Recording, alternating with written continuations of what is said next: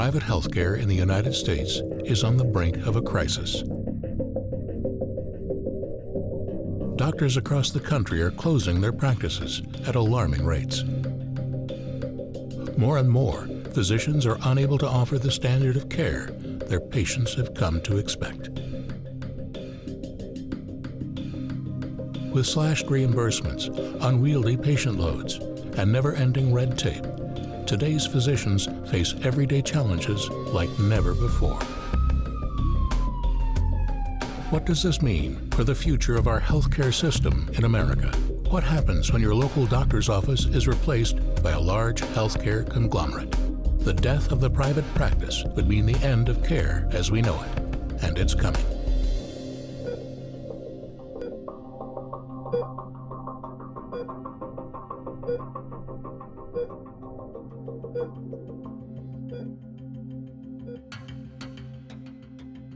An ongoing survey conducted over the past decade by the global consulting firm Accenture examined the employment status and practice models of 194 independent U.S. physicians. What they found surprised them. In 2005, 49% of physicians classified themselves as independent, down from 57% just 5 years earlier. By the end of 2013, these numbers had dropped to 37%. The study predicts that soon, the number will have dropped below 33% for the first time ever. That means more than 2/3 of doctors will not own their own businesses, and they will lose the right to make key decisions for themselves, their staff, and their patients.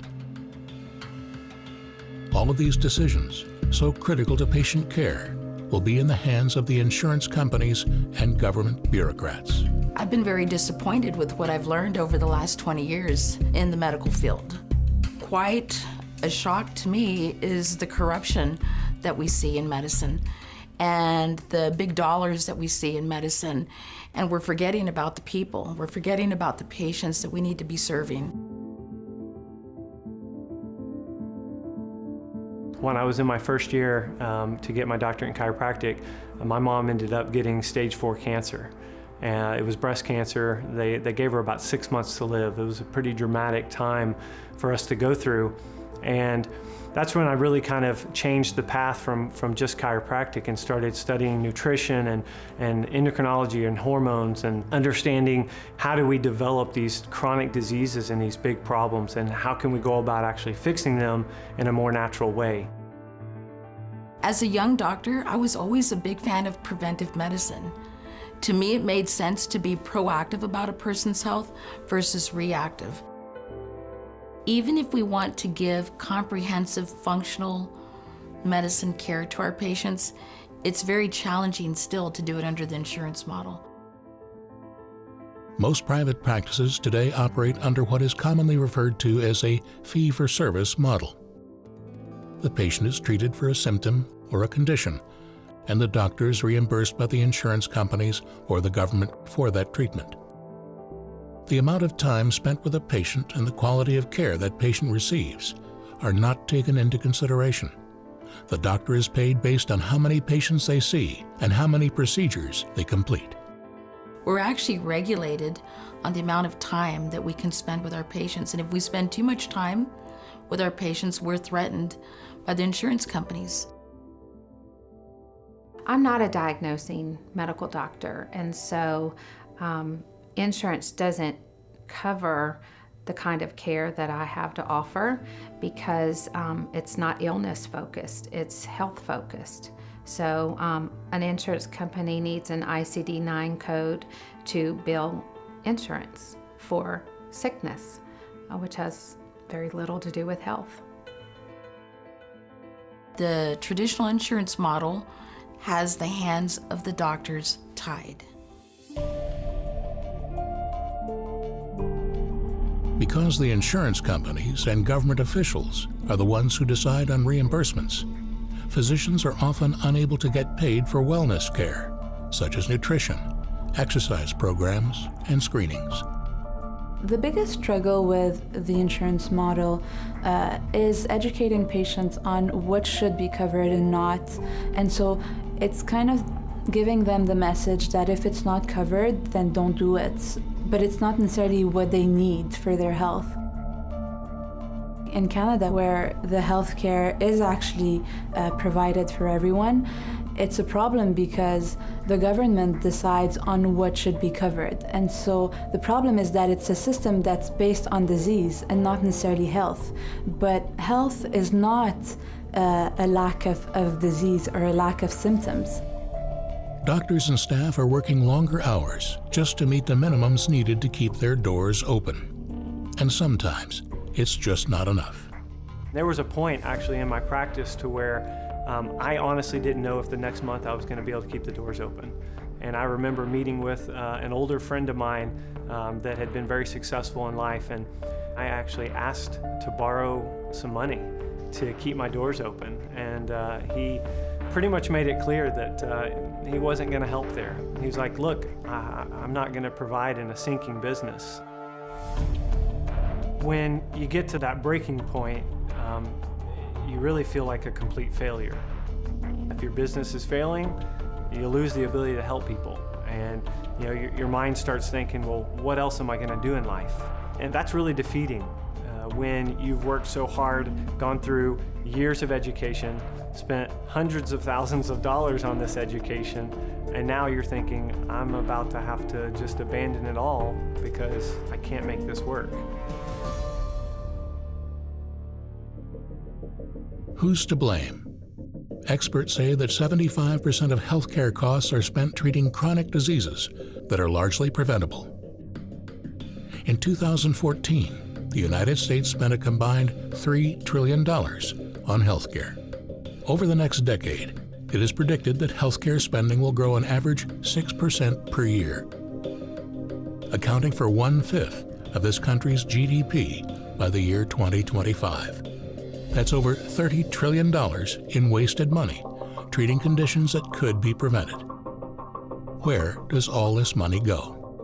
We all know that that system is broken. The reimbursements are lower. The time that the doctor spends with patients is regulated, and we're threatened by insurance companies on how much time we spend. We're threatened with audits.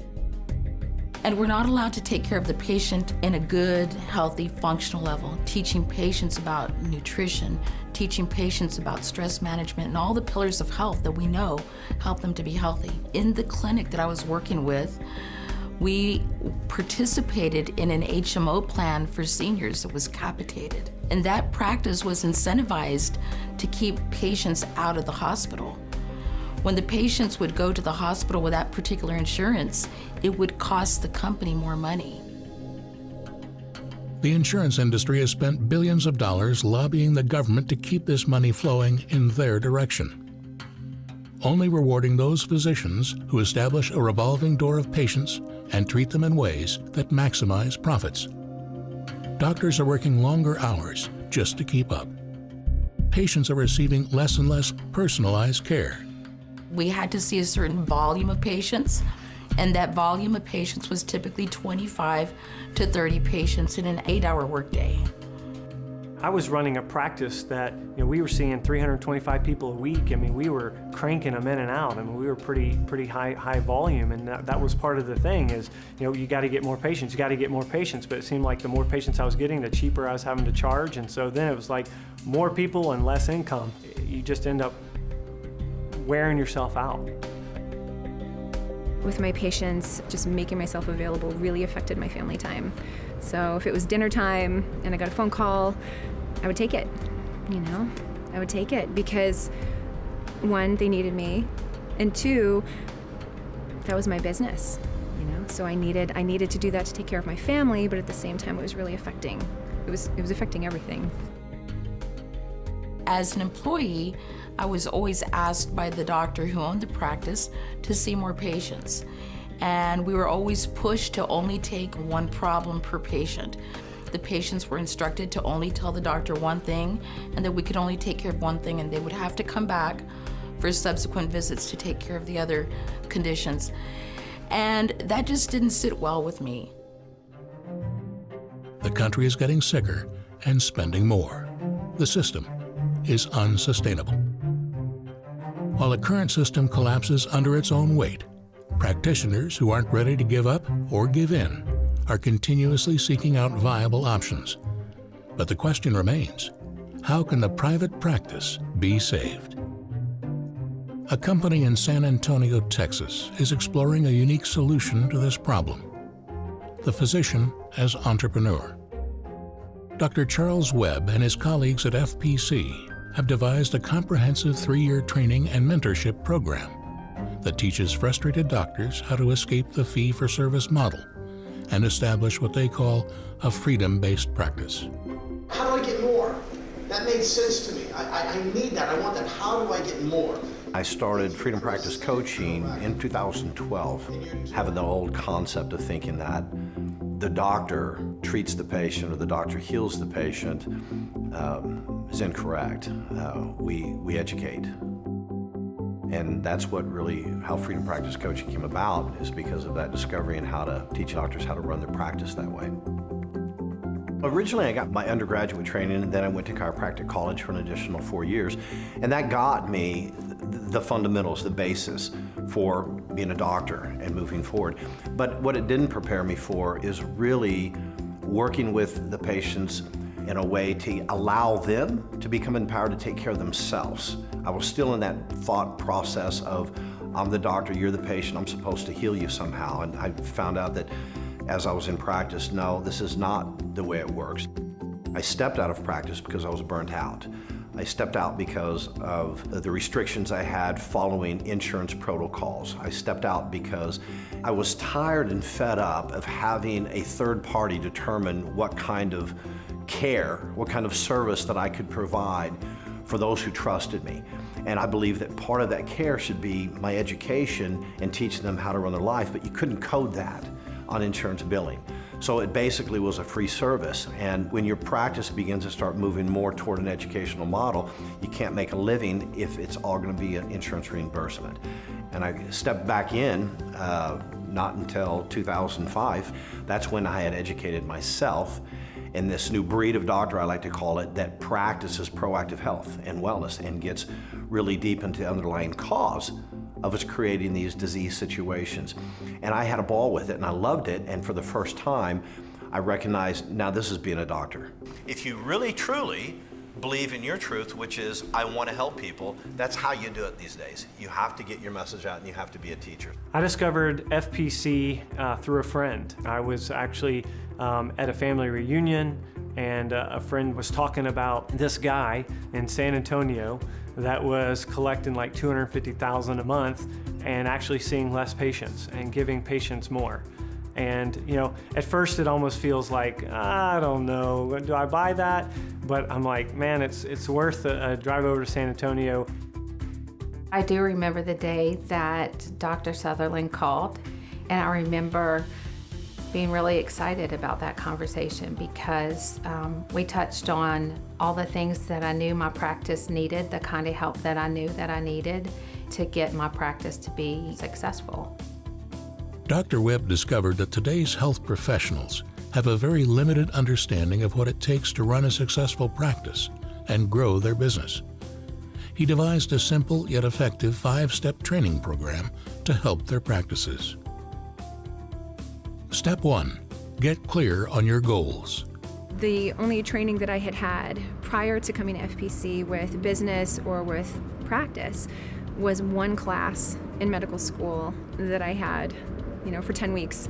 And then when I left medical school, we kind of get cut loose and it's go start your own practice. We're all passionate and wanting to change the world and we have no idea how to do it. Prior to FPC, I was just kind of, I guess, flying by the seat of my pants. I really didn't track my business very well. I kind of knew at the end of the month, hey, I collected this much and I'm gonna take a little bit of that home, and you just didn't really have any, the goal was always just more. Once learning to track things on an ongoing basis and to set goals and to work backwards from what are my goals and how do I want to achieve those goals, it changed everything. It's like knowing the score of the game throughout the game, and I was able to change my strategies, and I was able to make adaptations and be able to do the things I needed so that I could make that business run well. Before I started working with FPC, there were some basic numbers and statistics that I used to look at and I would track and trend. But when I started working with FPC, I actually had the opportunity to work with my coaches and look at other different types of numbers, utilization numbers, and that business knowledge and those statistics have helped me manage my practice better. That's why we're able to grow into 2 locations. Before FPC, we would look at our numbers, I think maybe 2 times per year. Now that we're with FPC, we actually do determine goals, and it's a lot of fun because the whole team feels like they're part of the game. And with these goals that we set up and how many lives are we going to change this month, it's very empowering for the whole team to be part of that. Step 2. Qualify your clientele. Prior to working with FPC, I really selected my clientele based on them finding me. Really difficult cases, not necessarily easy people to work with all the time. And the thing that was most difficult, I would say, is they weren't fully committed. Because they were only paying me as needed, I would make recommendations and they wouldn't necessarily follow it. So there wasn't a lot of personal investment, a lot of personal accountability, because they knew I would just be there to pick them back up. Or they just wouldn't follow my recommendations if they didn't feel like it. And now I only work with people who are fully committed. They're fully invested if they're going to choose to work with me. So it's a whole other experience. Step 3. Create high-quality, in-demand services. Zymogen is a nutraceutical company, but directed only to the sales of physicians. And the reason that's so important is because many things over the counter do not have the same kind of scrutiny from the government. So you risk getting contamination from maybe things like arsenic or lead. In addition to that, there's a risk that it will not meet the claim of the label. So the label might say that you're getting 1,000 milligrams of vitamin C, and really you're getting powder or dust and a sprinkling of vitamin C. So when you work with somebody who's reputable and doing things like checking everything that you're working with, sending it to third-party labs to validate label claims, then you have a certainty that what you're using with your patient will first do no harm. Zymogen came to partner with FPC because one of the missions of FPC is to put their clinicians in touch with some of the best resources out there. So we were honored to be included in that conversation. In addition to that, they work to not only provide new skills and new tools in terms of clinical practice, but the best that are out there. And so humbly, we were grateful to accept this partnership with FPC. Step 4. Provide an unmatched customer service experience. In the fee-for-service model, we were extremely busy all the time, seeing patients every 15 minutes. It was very difficult to give them great care in that amount of time. In the new system, it's extremely easy to build relationships with patients and provide them good quality lifestyles and improve their health. So my day is very organized now, and we have certain times of the day where we do our report of findings. We do certain times of the days where we see new patients. So it's very easy to maintain those schedules. And we have 30-minute appointment times to an hour appointment times, and it's really great because we have good relationships with our patients now, and we can actually change their lives and give them some good hope. Step 5. Market and brand your business. Before FPC, I marketed my practice through the typical things, chiropractic screenings, and you go to chamber meetings and you go to this meeting and that meeting, and you do the ad in the Yellow Pages or some magazine. But again, I could not really drive the people to take action to come see me. And I even did a billboard and didn't really see a big difference from that. After going through the FPC training and learning how to market myself and actually attract patients and get patients to take action, we were able to finally open up the floodgate of people. Before FPC, I really wasted a lot of money in marketing that was not effective. Lots of money in marketing that was completely ineffective. I spent thousands of dollars and never got a single phone call. FPC's shown me how to specifically market to the people that I'm trying to reach and what to do with them once I get them. Through FPC, I learned about all the different types of marketing, From boots on the ground marketing to internet marketing, social media marketing, radio, newspaper, every form of marketing. And now we're at the point where we are delivering such good care and we're getting such great results for our patients that we don't have to spend a lot of money marketing. People are coming because of a word of mouth. We're getting anywhere from 160 to 200 new patients a month. So that means we're doing something right. Armed with a new understanding of how to run a successful practice, these practitioners freed themselves from the fee-for-service treadmill. They are no longer beholden to the whims of government bureaucrats or for-profit insurance companies, and they have seen astonishing results. After going through the FPC training, I was able to really turn my practice around. I literally was able to triple the income of the practice while reducing the number of patients that we're seeing down to less than 100 a week. But again, these patients were getting a level of service that is just unheard of out there. And I constantly have my patients tell me, this is the best value I've ever had. This was the best investment I ever made. I've been with FPC for 6 months. The first 2 weeks, I believe it was, I earned 10 times my normal monthly revenue. To date, I've opened up a second office and hired my first employee. This past, I'd say, week, I earned as much as I earned all of last year.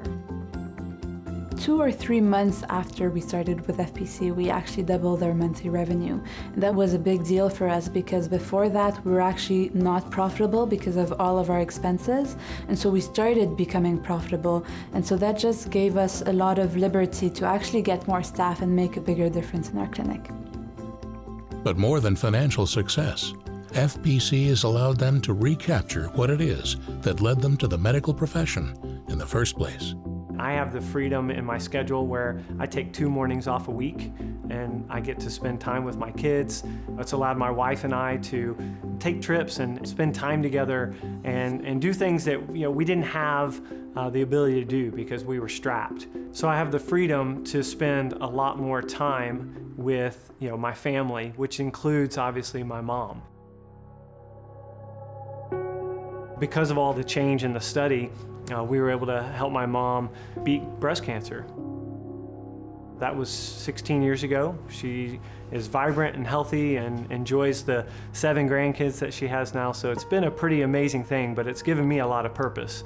I feel like my purpose now is really just helping people see that there is another way. The team that we have truly is a family. And the interesting thing is, even though we've grown the practice and we've doubled the size of employees, I still have the time to get to know each and every employee. I know who they are. I know their spouse's name. I know who their children are. And that's a blessing. So they truly are a family. When I came to FPC, my husband and I had just split up. He wasn't showing up for me and the kids. I moved to Arizona. I had to start over, and I had nothing. I didn't even have a laptop. I had no office, nothing. And so when I joined FPC, it's like, I'm gonna do this. I need a kick in the butt. I need a fire under my butt, and because I need to learn. And I clearly don't know how to do this, and I'm responsible now for 2 kids by myself. So they just totally took me in, and Charlie was amazing. Dr. Webb was incredible. He was just like, we got you. I would recommend FPC to any physician, MD, DO, naturopath, chiropractic physician who wants to practice good, sound, functional medicine and have a successful business at the same time. I would recommend FPC for any practitioner, whatever type you are, whether you're a medical doctor or a chiropractor or a doctor of osteopath or a naturopath, whatever it is, if you feel like you have a passion to truly help people, to truly help them find the underlying cause of their problem and fix that, to truly help them gain independence in their life, but you feel like your business is holding you back. You feel like that the strain of everyday practice is keeping you from really being able to give the patients what you want to be able to give them. The FPC training is going to revolutionize your life. I would recommend FPC to any solo practitioner that is tired of trying to figure out how to do it all by themselves, and come join us. I would recommend this program to anybody, any practitioner of any discipline. Doesn't even have to be a physician. Anybody that is interested in wellness and in helping people, I recommend this program to everybody because it really gives you the foundation that you need to be successful, not only as a practitioner, but as an entrepreneur and a business owner. I cannot imagine operating our business without the FPC model. It has changed how we do things so much that I would never go back to how we used to do it before. The FPC program is definitely an investment. It's a commitment. It requires a lot of hard work, but when you commit to this, it is going to change your life. I'm Dr. Charles Webb. I want to thank you again for taking your time to be here, and I do hope we get the opportunity to visit with you soon in San Antonio.